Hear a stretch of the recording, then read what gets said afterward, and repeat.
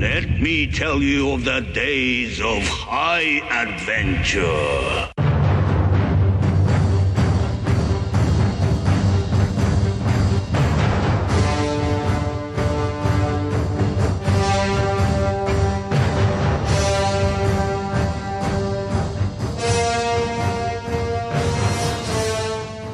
Hi, this is Kevin. And I'm Eric. And this is 6 Degrees of Schwarzenegger, the podcast where we take a long, hard look back at some of our favorite action movies from the era of Arnold. Schwarzenegger is the icon of the genre, and we're taking a deep dive into some of these 80s and 90s cult action movies and breaking them all the way down.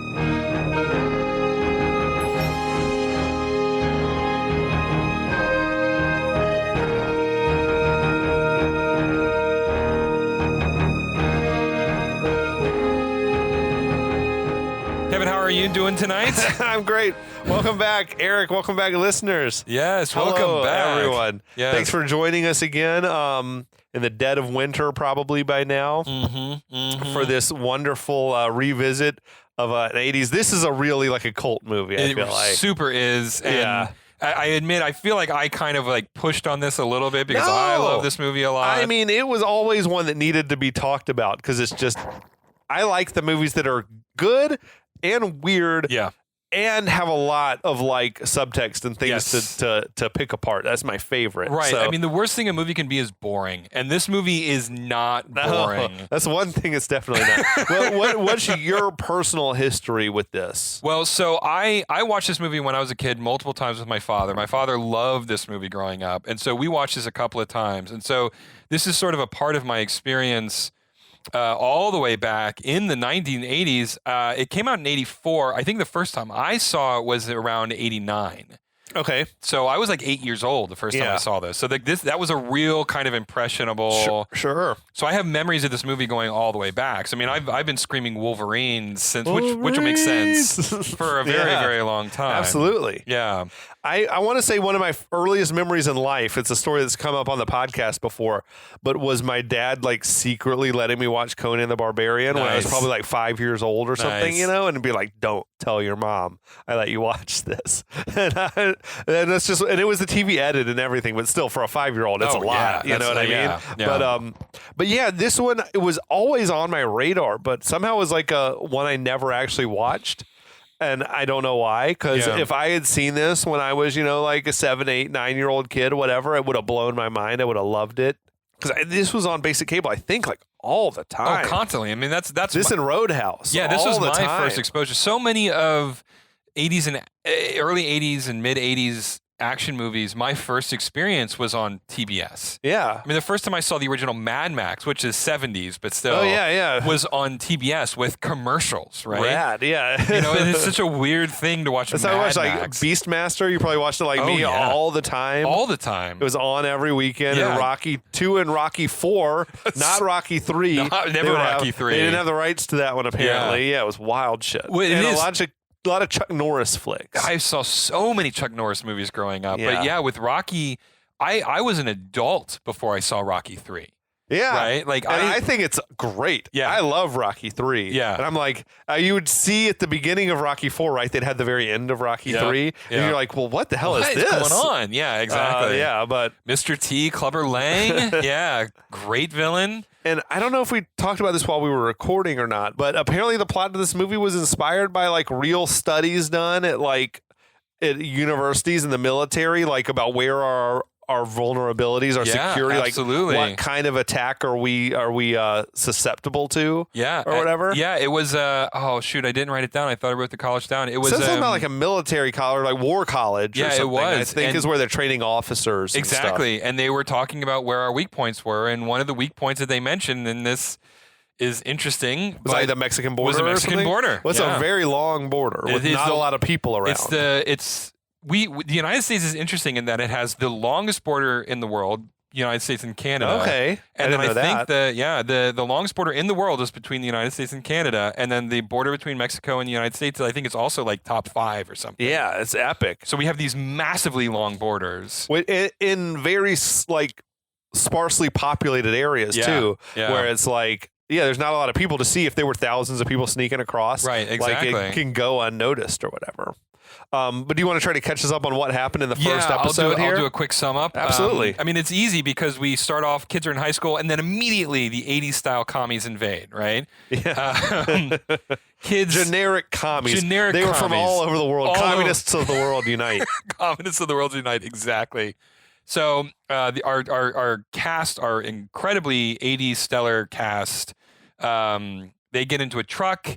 They get supplied at a gas station. They run up to the mountains and they survive for a month up in the mountains. At one point, the class president suggests that they surrender, and Patrick Swayze says, "No, we're not doing that." Right. And then we it kill seemed a like there was a deal little bit of and drama, like a little dissent among the groups, but Patrick Yes. Swayze sort of got them all in line now. gets them in line, whips them into shape. They go hunting. We drink some deer blood, and then one of the characters says, "We should probably head back into town and see what's going on." Right, We've been let's up see. here for It's been a month. Like, what the hell's going on down there? Exactly. So the next day, they head back down into town, Calumet. They come past like a burnt out remains of a tank. It was never made clear, but I think this is supposed to be the American like tanks, the remnants of that battle that the evil communist like leader Bello was telling him how to repel the tank attack. That was the sense that I got, and this is something that comes up at least for me when I was watching it over and over again. Is it feels like we're always looking at the aftermath of things. Yeah, a lot Right? cheaper to show the aftermath. Right, exactly. Like we see the paratroopers falling into the high school football field, but we don't see the planes that drop them off, right? You know, and so yeah, this is another kind of thing, but it's pretty effective. Like the note that I took is like, holy moly! Like heading back into town, it looks like a war zone. Yeah, right. So it's Patrick Swayze and Charlie Sheen and C. Thomas Howell are coming down, and I was thinking like, there's no way the other three are like, okay, we'll wait here. Yeah, like they were the ones who wanted to go and see what's happening more than anybody. Right. But anyway, Swayze, maybe he like just beat asses. like no, you're staying here. So they get to a position where they can survey the town from a distance through binoculars, and they're surprised to see that the town is like full of people still, and there's convoys of troops passing through and stuff like that. I feel like the town has become like a sort of a transit hub or something. Like maybe that's why it's wanted by the commies, because otherwise it doesn't make a lot of sense. Right.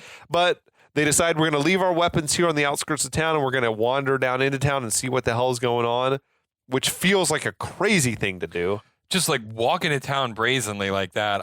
They don't know if they're gonna immediately be asked to show papers or something. Like there's a security checkpoint outside the town or whatever. Right. Exactly. And also, like, I feel like after a month or whatever it's been, that the people who are running the town would be like, here's a face I haven't seen before. Yep. Like, who the fuck are you, dude? Yep.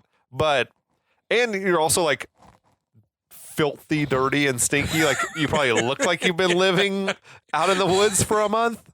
But no one apparently notices. Yeah, they just wander on in. The troops are sort of moving around, and the townspeople who they all used to know, they're wandering around almost like zombies. It's hard to even imagine, though, what this would be like in real life. Like, it might be close, like, life goes on, and people are like, okay, this is normal now. Yeah. Like, people don't seem happy about it, but they also are probably just like, I don't want to die. we'll just go along and hope the army shows up and saves us or whatever. Yeah. But they've got, like, tanks and artillery everywhere. This, like, camo painted Cadillac drives through love or it. whatever. And they say, that's the mayor's car. That's Daryl's dad. The thing that I love is that it's October in the mountains of Colorado, so everything is freezing cold. So I thought it was a real baller move for Colonel Bella to still drive around in this caddy with the top down, right? I mean, like, hell yeah, go guy, you get it. The movie theater in town was showing Alexander Nevsky, this like old Russian film by Sergei Eisenstein or whatever. Yeah, which is ironically about a Russian prince who's fighting off invading army. Well, Sergei Eisenstein is one of the most like influential filmmakers in all of film. Yeah, Battleship Potemkin. Yeah, he invented montage. Yeah, right? Like he was the creator of the concept of montage. So like it was absolutely intentional. And I don't know if Milius is the one who told him to put up there, or if it was the production designer.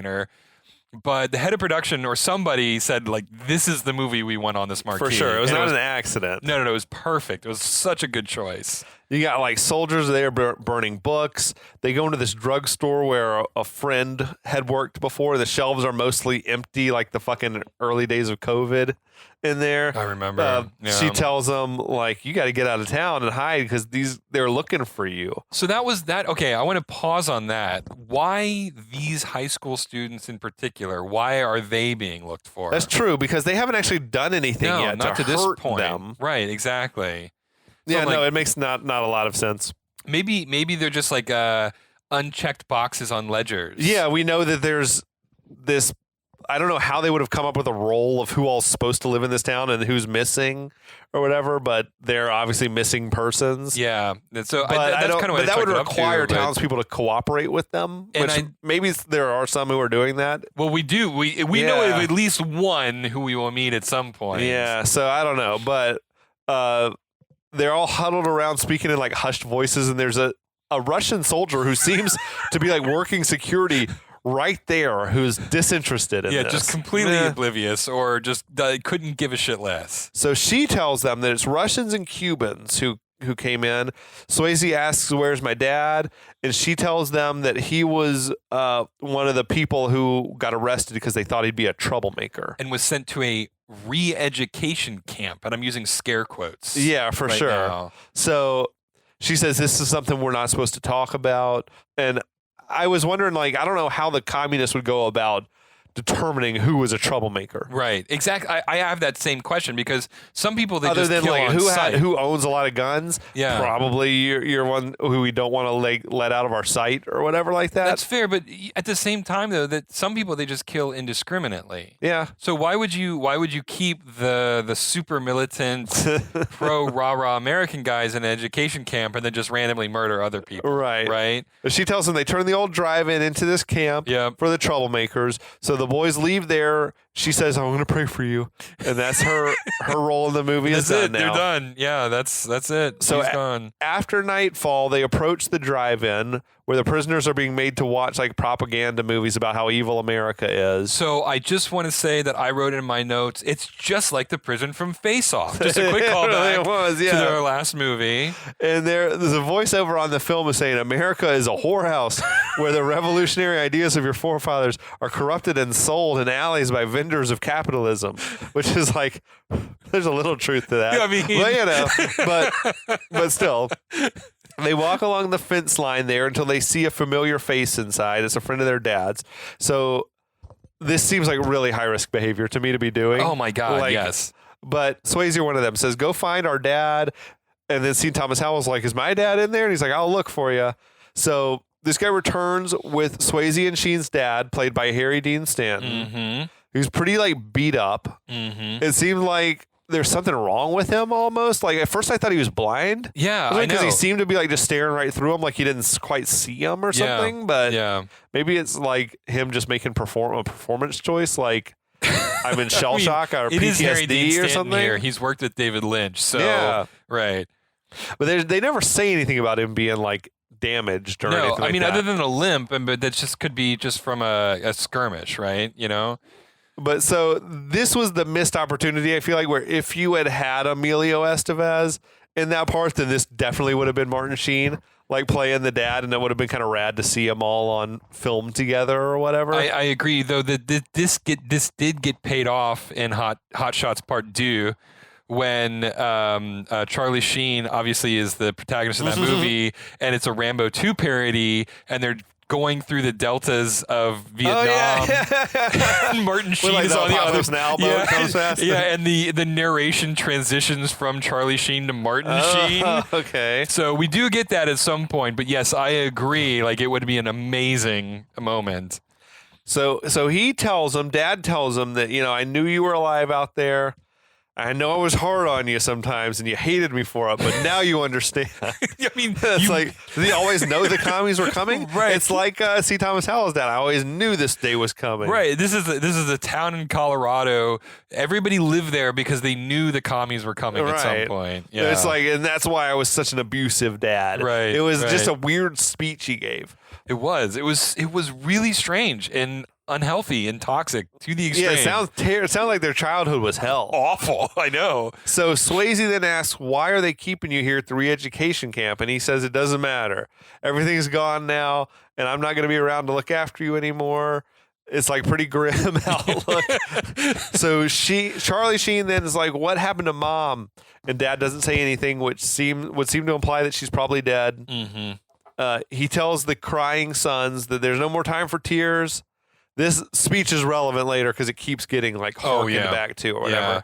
Plus the bit about like, remember when we were little and we'd go to the playground and I'd swing you on the swings? I feel like that's like paid off at the very end of the movie. Yeah, very end. Yep. So C. Thomas Howell then asks, well, what happened to my dad? And Harry Dean Stanton says he doesn't know. Dad tells him, you better get going before you're captured. They exchange little I love yous. And then as they're walking off, Dad flies into a rage and he starts screaming at him, avenge me! Avenge me! And it's weird. Which is my favorite line of the whole movie. I actually, I had forgotten this completely. Yeah. And then this happens out of nowhere because there's no context for it. He's making a loud racket now. I feel like he's put this is going to get some attention. This is going to get some attention. Wait, who's he talking to? Yeah, there's some American who's saying "avenge me." We need to go right. And I burst out laughing. Actually, I actually took a point in my notes. It's comical. Yeah, it is. I think it's unintentionally comical. It was wild. It was also narcissistic shit. Yeah. Oh, because he's not like be careful or keep yourselves alive or try to escape. It's like no, avenge me.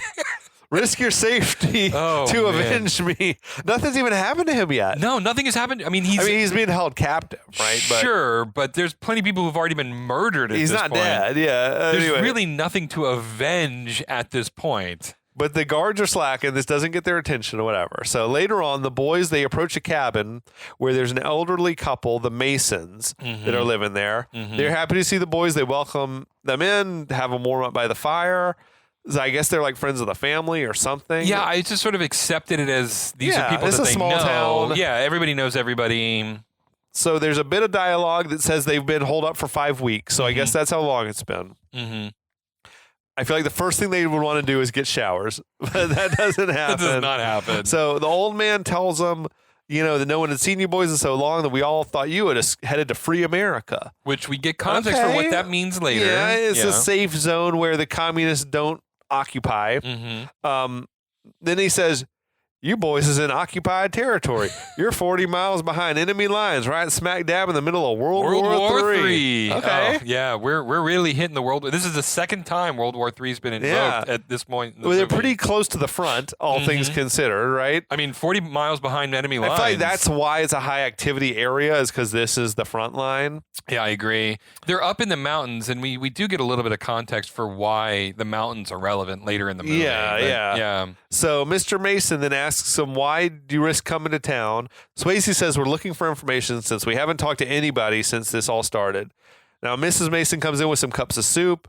Mr. Mason goes to the back room and returns with a transistor radio for them to take and a bottle of liquor, which is amazing. This will keep you warm. He says, I feel like that shit would last 30 minutes. There's with no way. 6 dudes. Oh, yeah. They're going to hit that so hard. It's not going to last at all. So then he warns the boys, stay clear of town because people have started being killed at night and the communists are telling the people in town that you guys are doing it.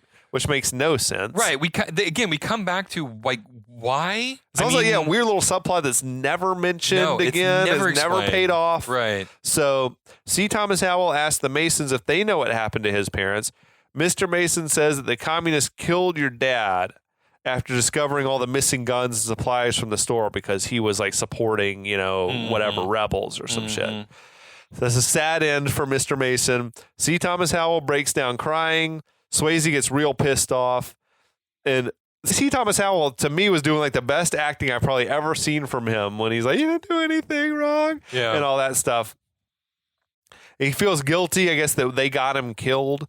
Mr. Mason says, no, the commies killed him. Don't you forget that or whatever. The dude playing Mr. Mason was a good-ass actor. I know. I looked him up. He's an Oscar winner. Oh, that I did not know. Guy, I just he was selling that role of the old man in the cabin. He was best supporting actor for The Last Picture Show. Really? Yeah, which I remember liking that movie, but I don't remember much Wow. else about it. So I need to watch that again. But yeah, Ben Wow. Johnson is his name. Academy Award winner Ben Johnson in Red Dawn. You would think that, like, in later prints of the movie, like DVD movies, they would give him top billing, right? Academy Award winning winner Absolutely. Ben Johnson. For sure. Also Patrick Swayze. But so Mr. Mason says, no one knows where your mom is. Yeah. He tells them they need food, they need a place to sleep, come on by anytime.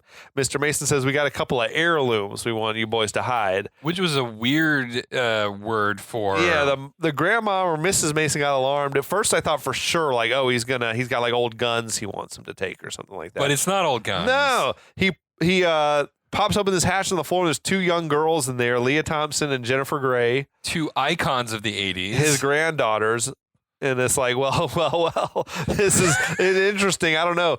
I mentioned before I was so into Jennifer Grey as Ferris Yeah. Bueller's sister. I Yeah. thought she was just like so hot. But I got like a bad habit of being into like sort of like bitchy chicks or whatever. That's my kryptonite. But it's wild to think that like later on she was going to go do Dirty Dancing with Swayze, and then she had the scene with Charlie. She did like scenes with Charlie Sheen and Yep. Ferris Bueller. Yep. And it's just like it's so wild how intersecting all these 80s young stars. I mean, we talked about how so many of the cast of this movie showed up in The So Outsiders. they were half of them were in The Outsiders. Yeah. A couple of them were the leads of Dirty Yeah, Dancing. It's yeah. like wild. It's crazy, yeah. But yeah, Leah Thompson, she'd obviously like catapult to really big success after this with Back to the Future. So now Mr. Mason says these girls snuck their way to us. The communists had tried to have their way with them. Yeah, which is like a really specific thing to say. And I will say that it feels like it's something that comes up over and over again, specifically with Grey's character, Yeah. right? Can't keep your hands off her. I mean, every time she encounters a commie, they want to just get it in with her, and it is ridiculous.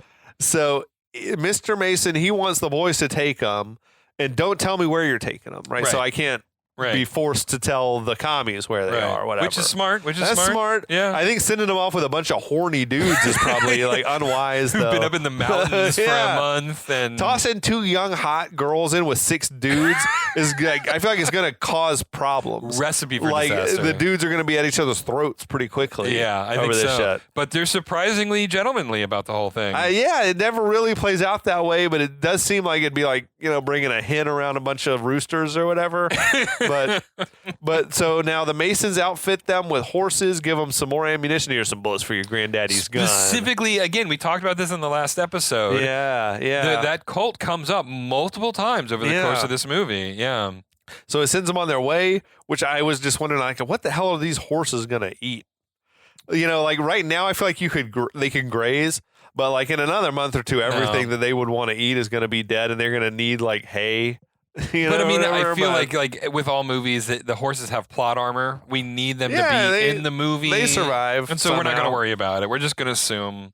Yeah. So now later on that night, they're all huddled around the campfire listening to Radio Free America.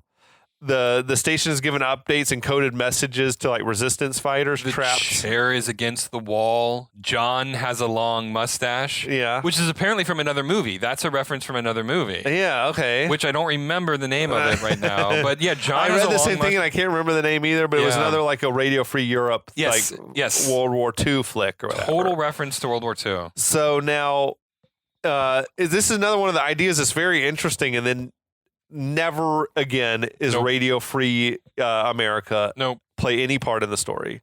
So, C. Thomas Howell, he's still inconsolable about his parents are probably dead. The girl, so one of them's like just things are different now. That's it. That's an understatement. I actually, in my notes, I have a break at the "things are different now" line because Yeah. it felt so like it's such an inflection point. The way they said it and the way they lingered on her when they said that line, it felt like we have changed. We have changed into a new section of the movie. Maybe that's the end of Act 1. Yeah, that's what I feel like, right? Okay. Yeah. So sometime later, Darren Dalton and Danny, they see a communist truck like coming up the road up the mountain.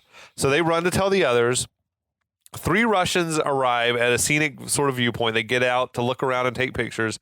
There's a marker up there for Arapaho National Forest, which does exist, but it's in like the northern part of the state. That's where I'm like, it's nowhere near where the actual real life town of Calumet had been, but it's like way up near Rocky Mountain National Park and everything like that. So I don't know. I'm at a loss on where within the state of Colorado they're supposed to be. I don't think that they know where they are in the state of Colorado. Yeah, I don't know. Honestly. So the commies, they're looking around at the historical marker. One Russian asks the other, "What does it say?" You read English, and then this dude gives them a completely wrong translation of what it says, which is funny. Like, he is literally just making things up. Because all it said was like, "This is 20,000 square acres of untouched forest set aside on this year," or whatever. Right. And he's like, "Oh yes, yeah, this plot, Teddy Roosevelt led a famous battle against the Indians and the cowboy army and all this stuff." And it was like, "This is the biggest battle of the American West." And all the other 2 dudes are like, "Very impressive." I took that as intentional. Like I thought that like, okay, because I have in my notes, like, even evil communists like being tourists. Yeah. Right? And so this guy's like, they think I know how to read English. I need to impress them, right? Yeah. So I took that as like an intentional kind of gag, right? Oh, yeah. It was certainly meant for like a little comic relief moment. Right, exactly. It was funny, too. It worked, yeah. So now they're taking turns having their pictures taken by the marker, and one of the soldiers finds an arrow lying on the ground, and now we see there's a few of the kids are like sort of hiding just below where they are. So I want to pause here again because we mentioned this in the last episode. This movie plays it really fast and loose with time. When they're looking over the bluff and they see the cars walking in, they have at least a half hour. I would think so. To leave. Well, yeah, because they have that moment where they're like, "We got to go warn the others." Right. And then it's hard to tell if they've been warned and they're laying in wait for them, or if they're like, "Oh my God, we didn't get by away." Surprise, right? And they're hiding. Yeah, and so it wasn't clear to me what the intentions there were. No clue. And the way it read, given how scared they were, it felt like that they had been caught unawares. And that's how it seemed, because they weren't like armed and ready to fight or anything like that. Yeah. But so the dude finds the arrow on the ground and he starts speculating this is an ancient Native American artifact. And the brains of the group was like it's made of metal and plastic, dude. It was more humor. So they start looking around. He's like, "Look, let's find more arrows." They start looking around. Jennifer Grey panics for some reason and she knocks some like loose rocks around. So one of the Russians goes chasing after Jennifer Grey. Another one grabs Leah Thompson, who was there. Danny like notches up an arrow and shoots the Russian who's grabbed Leah Thompson in the back. Him being the first one to get violent is like kind of a surprise because he was been like sort of the most passive of the group or whatever. But I think we argue like he's really just defending. They're just defending themselves right now. Yeah. So the guy who shot in the back, he tries to crawl away, but the girls grab him, and Jennifer Grey picks up the AK-47 and like just lets him have it. Hey, that was a pretty hot moment. I mean, yeah. So now the other boys, they're taking cover in the forest while the Russians are like pursuing them. C. Thomas Howell pops out and blows one of them away with a shotgun blast. C. Thomas Howell, he like, it makes sense to me. He's been out of sorts ever since learning about his dad. Like he's been bloodthirsty a little bit. So now the last remaining Russian, he tries to flee and they just open fire on him, like all of them. He gets back to the truck and he's like bleeding all over the place from like multiple gunshot wounds, it seems. So this bit's pretty dark because he gets in the truck, gets the radio, and he's pleading for help. And Swayze just like leisurely walks up and points his granddaddy's revolver at him and like just friggin' blows him away off camera. Yeah. But still, the dude seemed young too. Like he's sort of like probably about Swayze's age, right, which I think was intentional as well. Oh, absolutely. There's no question about that. And the interesting thing is, to go out of the movie a little bit, this was at the time when this movie came out, was the most violent movie ever released in American theaters. Right. And it was, I looked it up, and apparently, according to whoever tracks these things, it was the Guinness Book of World Records said it was the most most acts of violence per minute or something like that. 2.23 acts of violence per minute. Which I don't know what qualifies as an act. Like is each trigger pull one distinct act of violence? I don't or is know it how they track Yeah. it. But the thing that I love that it was also the first movie ever released with a PG-13 rating. Yeah. I got some notes on that for sure for later, but yeah, it's like, and this is like if there's such a thing as a hard PG-13, this is like a hard PG-13 because that is a really personal kill moment, right? Like Yeah. that is a moment that most movies would get an R for. like there's not a ton of blood splatter in the No. movie or anything like that, which probably saved it from being an R. yeah, And not a yeah. lot of bad language, but But in my memory of the movie, the kids had just immediately become like stone cold killers. But it's taken a little bit of time. No, it is. I think. Yeah, it is. I mean, I think it's enough to justify their transition. Although once that light switch has been flipped, Oh yeah. it's flipped. Like in my mind, it was like, oh, look at those parachutes. Get your guns. Like, let's start killing. But it wasn't quite like that. I was like, it's glad to see the little bit of time and like Yeah. extenuating circumstances led to them starting to kill people because they're young kids. They right? are. Yeah. I mean, even if we assume that Swayze's not 32, Yeah. and his character is like a few what we years out of said, school. yeah, like 22. I mean, like that's a kid. That's still a kid. Yeah. So later on, the kids, they're all gathered up in camp. And see Thomas Howell is turning his shotgun into a sawed-off. Which, okay, this is something that I wrote down.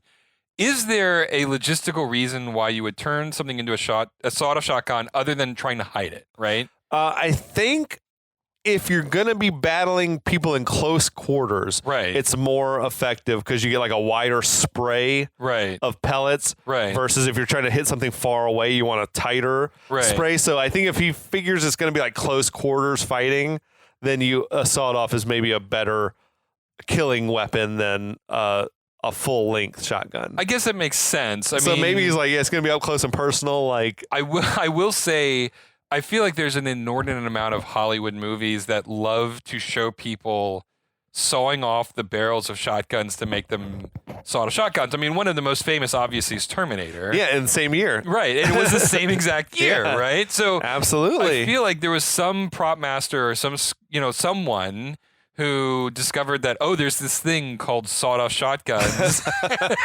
People like to watch them saw it off. Right. And so there's a good moment where you should see people saw off the barrel of a shotgun. For sure. So the C. Thomas Howell, he's like ready for more payback, right? Yeah. Now, Danny is a little bit rattled about the events of the day. And he's like, they were just people. Yeah. And then C. Thomas Howell's like, so was my dad, which is like fair. They both make valid points, though. I think like like the kids are well within their rights to fight back, I think, now Yeah. at this point in time, but it doesn't make it like a normal thing Yeah. to be doing, right? So Arturo then is like, what was it like? And C. Thomas Howell says it felt good. So again, like this goes back to like we talked about this in the last episode. I mean, he's one of the strongest characters in Yeah. the film. Like just his transition from innocent child to warrior. You know, It seemed like it took the easiest with him. Right. Like he was predisposed to be a Yeah. fighter or whatever. and that sort of raises the question of like Patrick Swayze and Charlie Sheen had horrible upbringing. yeah. As we've yeah. established at this point. What Yeah, was see, it? Thomas Howell's dad like seemed very nurturing from Yeah. the tiny bit of him that we saw. So what was it about this whole situation? Well, I think it that- was probably his dad getting killed pushed him over the edge, I Yeah, okay, guess. all But right. Yeah, okay. but also like at this point, Swayze tells the kids like from now on, none of us can go back to town. Like they're gonna be looking for us now, whatever. So. Yeah, that's an understatement as well. But Yeah. Charlie Sheen, this is the moment where Charlie Sheen tells Leah Thompson, "Why don't you make yourself useful and go do my dishes?" Or whatever, and like hands her a dirty bowl. I And she loses her shit. That shit was nuts. paused the movie at that point. I had to take a break because Holy like shit. where did this come from? That's the one dude who's not going to be getting laid anytime soon. Not in When the they go near home. future. No, I don't. It was such a weird battle of the war of the sexes moment. It was. It was totally weird. I completely out of left field, right? Because by this point, Jennifer Grey had already, or was it? She was getting attacked. I guess Jennifer Grey killed one of the soldiers, but like they've been making themselves useful. Yeah, like already up to this point. So why it's don't you not make like, yourself useful and clean my bowl? like there's been no point in the movie up to this point where they have been a burden, right? No. And B, like there's been no point in the movie where Charlie Sheen has been established as being a misogynist. No, it was weird. It was weird. She takes the bowl and throws it back in his face and says, "The girls aren't here to do your dishes. We're as good as any of you guys." And then he's like, "What's up your ass?" He doubled down. I mean, I feel like this is like exactly how their dad probably was with their mom, you know? I mean, it Like- tracks. Yeah. I mean, we got the impression that he's kind of was a dirtbag or whatever. Yeah, up to this point, yeah. So now then Leah Thompson, she flips out on him. She says, "I'll kill you if you ever say anything like that again." Which is good for her, but like that's also extreme. So now a confused Charlie Sheen's like, "What'd I do wrong?" I mean, Jennifer Grey's like, "Bro, you were way out of line with that shit." I do feel like this scene might have been the first glimpse, though, into the type of performer that Charlie Sheen could be. yeah. Because he really, like, there's something special about what he's doing here. It's like he's really selling these lines. The timing is perfect. Yeah. He just nailed it. Swayze seems like a little bit bothered, I guess, by the fact that they're at each other's throats here. Which makes sense. I mean, this is the first kind of real military encounter that they've had. I mean, at this point, they have kills notched on their, the stocks of their guns. It's a lot of stress to be under. Right, absolutely. Yeah. So later on, Colonel Bella, and he's got a squad of soldiers, and they found the bodies of the dead Russians. But this is not at all where the killings happen. Right. And I'm wondering, like, did the body, they're sort of trussed up, the bodies were like bound up and stuff. I was like wondering, is this where they found the bodies? Did the kids bring the bodies back down the mountain? So whatever, or did the soldiers find them up in the mountain and bring them down? I don't know. There's a lot of parts of this movie where I'm like, okay, well, this is just, I want the movie to keep going, so I'm going to have to accept it. But I could not come up with an explanation for why because why would these kids, I mean, they clearly were caught unawares, in my opinion. Yeah. So why would, after killing them, would they take the time to put them in? That shit would take a while. It would take a while. The only thing I can say is maybe if they find them near where your camp is, then you're probably going to get found out sooner. If you took them someplace else, maybe they wouldn't find you. I mean, that takes a lot of premeditation. But it would also take a long time to do this, and like they don't show any of that happening. Right, exactly. So this is another one of those moments where I'm like, okay, movie, I want to keep watching you, so I'm not going to pay attention to this. Let's move. Let's keep moving. But yeah, it made no sense watching these like dead corpses hogtied. Like, why did you hogtie them? There's no after way the fact? There's no way the commies would hogtie him. No, there's no point to it. So it was just a strange moment, and we're gonna just accept that it was we're gonna strange. accept that this happened and move on and keep powering through. So Bella then he orders his guys from now on. No one's gonna leave the secure area except in like a large group, Which makes a lot of sense. Yeah. He also orders them to tell their command, whatever, that they've got a problem in this sector. Mm-hmm. So Bella says we're going to do interrogations back in town, starting with the mayor, because someone's got to know like who's doing this. I mean, I'll be honest, like the Bea is like, he knows what's going on. He's actually maybe one of the smartest characters for sure in the whole movie. Well, and we'll find out later, but his background is, no, I'm usually the other guy. Right. I'm usually on the exactly. flip side of this coin. Like I'm the insurgent, I'm the revolutionary. It really is, to me, Bea it represents a version of the script that didn't get made, right? This is the original draft where it really was an anti-war commentary. And so you see it from the side of the Americans, and you also see it from the side of the insurrectionists. And Bea, who is used to being the one who's fighting the oppressive power, is now finding himself in the position of power. Yeah. He's actually in a lot of ways It's fucking with his head. Yeah, and he's actually in a lot of ways the most interesting character in the movie. He has the biggest probably transformation, like from beginning to end, right? Yeah, absolutely. There's no question about it, and we will get to that part. But so the heat is about to get turned up on the kids. Everything changes. Yeah, so that's a place where we can leave it for this week. Appreciate you checking back in with us. We'll be back next week with a lot more. This movie really does keep it moving. Always. I feel like we flew through that episode, and I'm glad about it. Yeah. So we're going to be back next week. Check us out on iTunes, on whatever. Where the fuck do people listen to podcasts? Yeah, We're Spotify. all over the place. All over the place. Check us out on Instagram because my man Eric's fired up the account. And he's hell making yeah. all sorts of posts. Check us out on the Last of the Action Heroes podcast network. Shout out to all those dudes who are doing awesome other like 80s and 90s action movie themed podcasts. It's rad as fuck. So check that out. And until then, we'll be back.